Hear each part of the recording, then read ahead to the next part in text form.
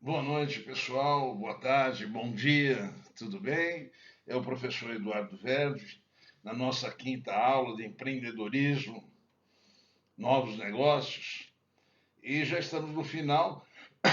É a última aula nesse sentido. A próxima semana viremos já com um novo projeto, tá ok? Provavelmente planejamento estratégico, tá? Então, dando continuidade àquela receita de bolo da gestão de novos negócios, nós vamos colocar para vocês projeção de fluxo de caixa.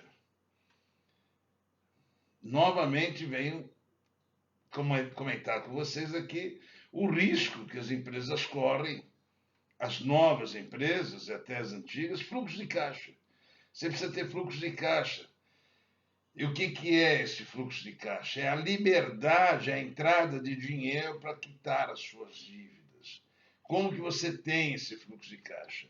Então, nós precisamos definir exatamente os valores desse caixa, de acordo com a política de preços adotada. Então, nós precisamos definir qual vai ser o valor, qual é o investimento, quanto nós precisamos para ter esse fluxo de caixa, quanto são as nossas despesas mensais,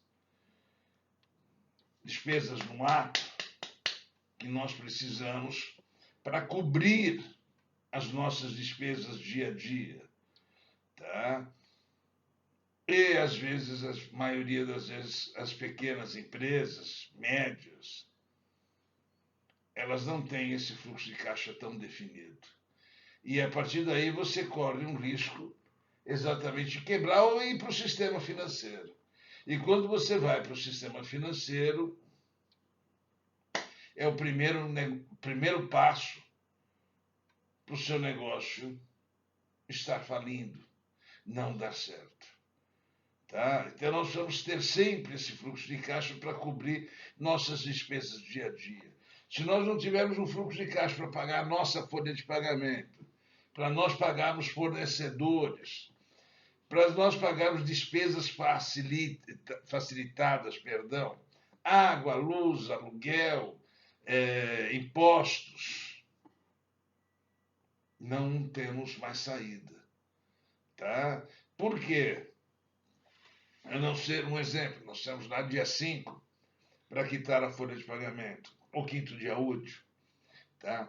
Se você não tiver caixa, mas nós vamos ter caixa entrando dia 10, pô. Tudo bem, você corre no banco para pagar esses 5, 4 ou 3 dias, talvez. Você pega um empréstimo de 2, 3 dias e vai, paga a sua folha de pagamento, dia 10 entrando as suas receitas das suas vendas, você vai lá e quita o banco. Mas você já pagou uns juros altos, você já corre um risco grande de estar descapitalizando as suas vendas. Perfeito? Então precisamos ter muito, muito cuidado com isso.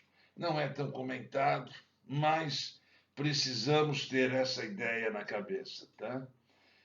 Investimentos. E aqui entra uma parte profundamente difícil também. Uma boa ideia marca um projeto coerente. Contemple totalidade, contemple a totalidade dos insumos, máquinas, equipamentos, instalações. Quanto nós vamos gastar desses equipamentos? Um exemplo, tá? Quanto nós vamos gastar na decoração desse imóvel que nós vamos montar no nosso negócio? Né? Você tem uma pizzaria, um exemplo, para falar coisa pequena, tá? Mas um exemplo, que forno você vai ter? Qual é a qualidade desse forno que você terá? Então precisamos tomar, assim, ficar muito bem esperto e programar o nosso capital para que nós não venhamos a correr erros, tá?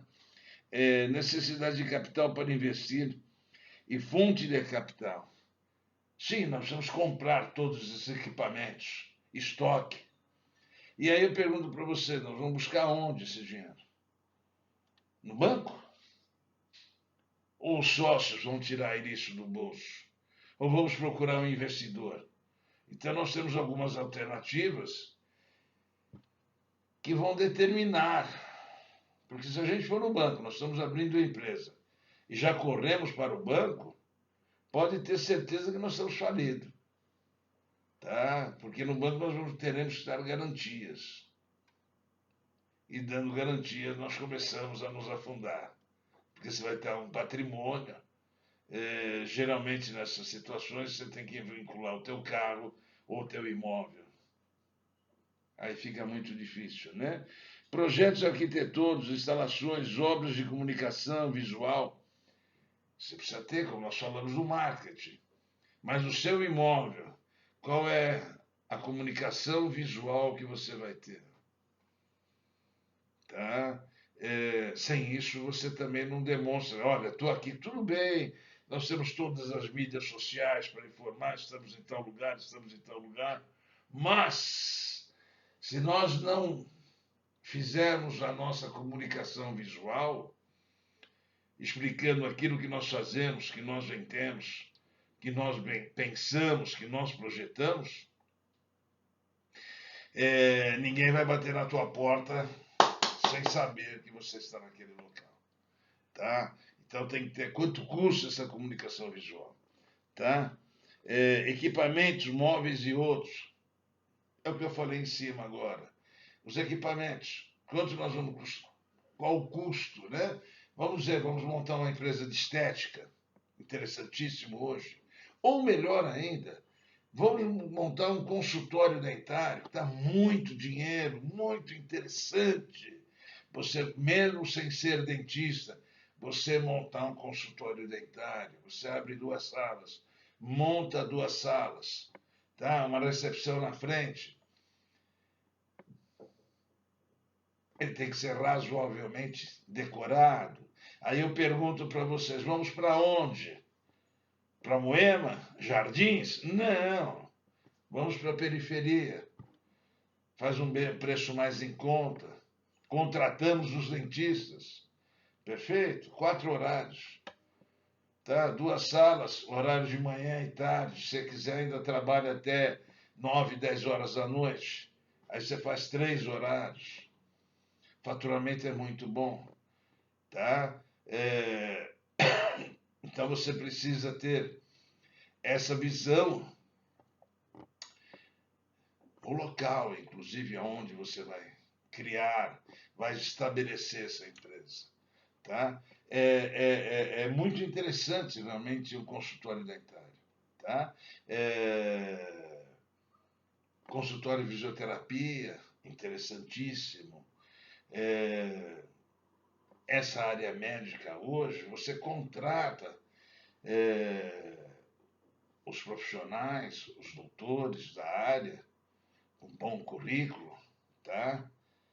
E eles vão trabalhar 40, 50, 50, 50, 60, 40% com você.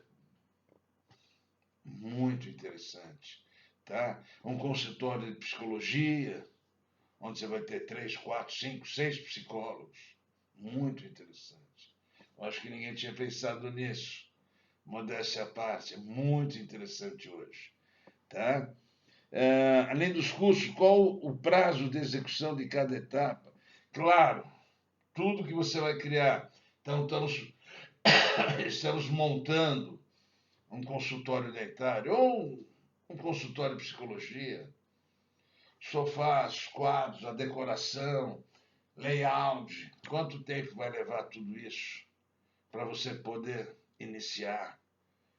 Porque você já está pagando aluguel.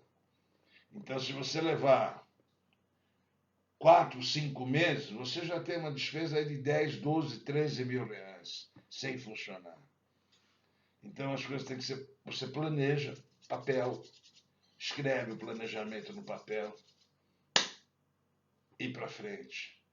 Tá? Sempre para frente. E aí você começa a ter um faturamento, depois você vai fazer a parte dos os convênios, vai conseguir entrar em convênios para você oferecer isso também. E vai sendo um crescimento demorado, prestação de serviço é mais demorado, né? Costumo falar, que eu já comentei aqui, mas vale ressaltar para vocês. Se nós estamos vendendo banana, vamos vender banana? Vamos vender banana. Então tá bom. Eu com vocês aí, um de vocês, a gente aluga um caminhão e vamos lá para Peruíbe, Jardim Maria, Maria Disse, e nós vamos lá, vamos trazer um caminhão cheio de banana. No dia seguinte, nós vamos sair vendendo nas ruas as bananas. Os morangos em Atibaia, como vocês estão acostumados a ver isso, sempre para a periferia, tá? E vamos vender essas bananas em 4, 5, 6 dias. Passou disso, ela já começa a estragar, começamos a ter prejuízo, inclusive na diminuição da dúzia, do valor do quilo. Mas nós faremos um capital, um ganho em uma semana. Mas isso acabou, você vai ter que buscar mais, vai ter que correr mais.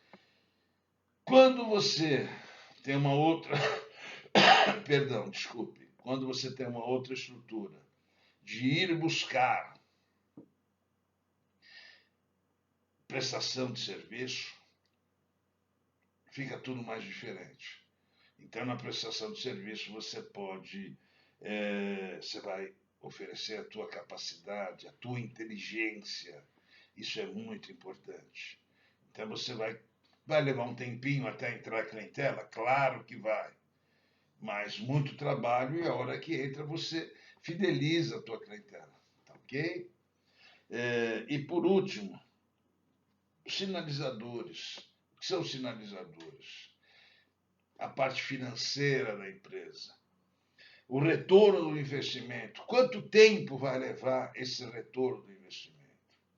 Tá? Nós temos uma grande diferença. O americano, ele leva 5 anos para repor o retorno do investimento. Tá? Eu investi 100 mil, eu vou levar 5 anos para repor esses 100 mil. O brasileiro quer repor o investimento de 100 mil em 6 meses. Errado. Não vai conseguir fazer isso. Tá? Então eu coloco sempre o retorno do investimento pelo menos 24 meses. Tá? Que é o que você investiu. Tá?